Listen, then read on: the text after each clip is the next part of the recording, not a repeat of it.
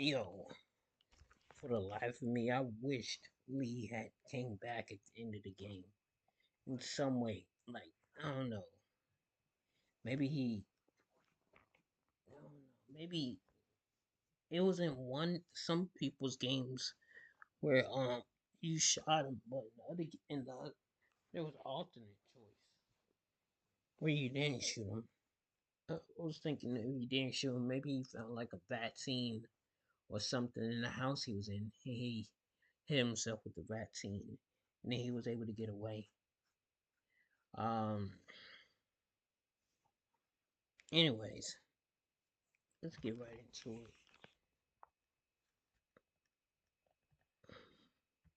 Can ignore Jane. Half of the fanbase despises everything about her, while the other half sees her as the ultimate survivor. But rather than focus on opinions, I want to break Jane down systemically, from who she is to who she becomes, judging her actions in context to determine whether she's truly selfish and cruel, or perhaps just a misunderstood, deeply lonely person. So without further ado, let's uncover who Jane really is.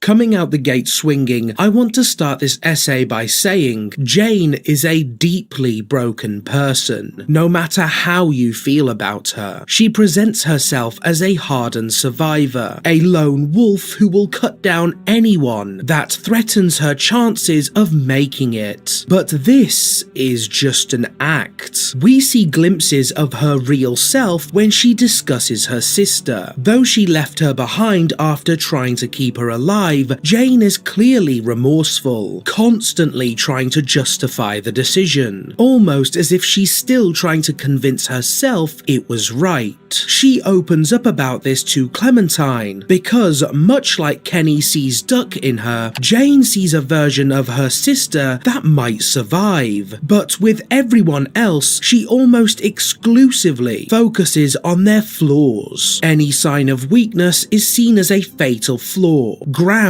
for abandonment. This matters because beneath her calculated exterior, Jane is profoundly lonely. She opens up too quickly and craves connection, something we see as soon as she leaves house. She seeks instant intimacy, sleeping with Luke not out of love, but a hunger for warmth she rarely admits. Her stoic persona is a mask. Behind it is someone far more fragile than she lets on. And this leads us to a crucial realization. Jane isn't just lonely, she's untrustworthy. She constantly preaches that people who make mistakes or hesitate don't deserve to survive, but she fits that mold herself. She's unpredictable, always leaving and returning, driven by a need for connection that she denies herself. So far, we can conclude that Jane is broken, but what often gets overlooked is her manipulative nature. Early on, she emotionally manipulates Troy before killing him. She has a disturbingly precise understanding of how people think, and she weaponizes it. We see this again in her treatment of Kenny, where she targets his attachment to AJ to deliberately break him. And if you think that manipulation stops with Clementine, think again. While her confessions to Clem may seem heartfelt, they also serve a purpose: to sway Clem emotionally to her side. Right after talking about her sister, she argues that Sarah should be left behind. Jane has a pattern of tunnel visioning people's flaws. She sees emotional attachments as liabilities even though she longs for them herself. It's baffling to me that more people haven't noticed how she zeroes in on Sarah's weaknesses while ignoring her humanity and importance to others. Again, she does the same to Kenny, focusing on his volatility while completely missing the point that Clementine knows his flaws but values him regardless. Jane simply can't handle disagreement. When challenged, she resorts to extreme measures to prove her point and show others who people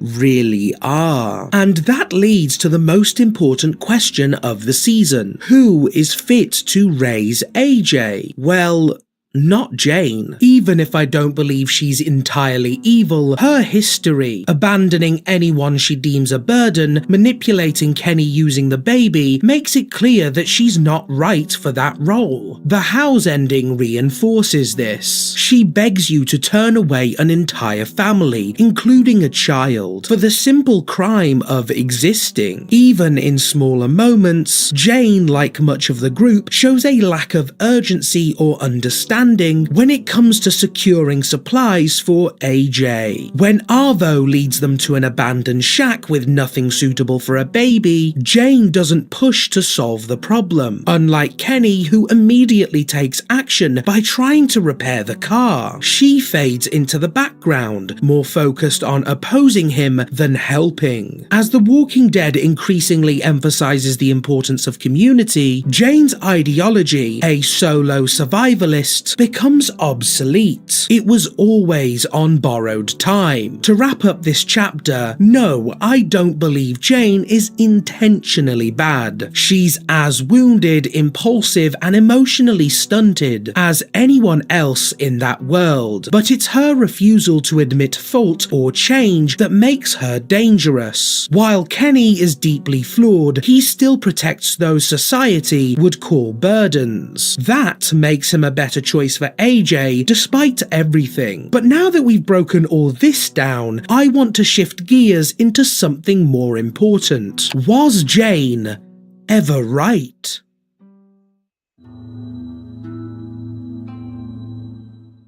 When viewed within the timeline of the Walking Dead universe, Jane's ideology emerges as a direct product of her experiences. The early communities Clementine encounters, particularly Carver's camp at House, highlights humanity at its worst. Dictators rise swiftly when power becomes available, and survival often rewards cruelty. In this brutal climate, Jane's isolationist philosophy doesn't just make sense, it sounds reasonable. But hindsight changes everything. By the end of Season 2, the player knows something Jane doesn't. Kenny's ending leads to a safe, stable community for Clementine. Jane, on the other hand, insists on turning away the innocent to preserve a closed-off tribal setup at House, where only two people are keeping things afloat. That kind of system is unsustainable. One bite, one accident, and it all falls apart. This is precisely why Telltale wastes no time revealing Jane's most irredeemable decision, ending her own life to avoid raising another child in a broken world. It's not just tragic, it's the final proof of her philosophy's failure. Clementine is left with no one and nothing at House, and is quickly forced to leave. What she finds outside, though, is striking. Multiple thriving communities, from Prescott to the New Frontier, and eventually Erickson's school. The world is slowly rebuilding. There is hope. There are systems and structures that work. And that's what makes Jane's worldview completely collapse. She drives everyone away, and after forcing Clementine to sacrifice the last remnant of Lee, she not only stunts her growth, but also isolates her from the safety and structure thriving communities can provide. Jane traps Clementine in a cycle of self-reliance, a survivalist mindset that keeps her from seeking genuine connection and stability, all while Jane herself remains oblivious or perhaps indifferent. But when the Garcias eventually took over the New Frontier and Clementine found a home at Erickson's, it proved that a safe community wasn't just a dream, it was always something worth fighting for, not abandoning. Everything Jane stood for, her distrust, her self-reliance, her belief that groups inevitably turn evil, becomes obsolete in the face of what Clementine later discovers. Jane wasn't just wrong, she was outdated, a relic of the apocalypse's earliest days. Too broken and mistrusted successful to evolve with the world. Her tunnel vision, her worst trait, left her blind to the good in others, and in turn to her own redemption. Jane wasn't a villain, but she wasn't a hero either. She was a lonely, emotionally distant survivor, shaped by trauma and unable to imagine a world beyond it. In the end, she didn't lack intelligence or skill, she lacked empathy, and that's what ultimately isolated her, not just from Clementine, but from the future itself. Thank you to my members Wizard, Elf and Gog, and thank you for watching. None of this would be possible without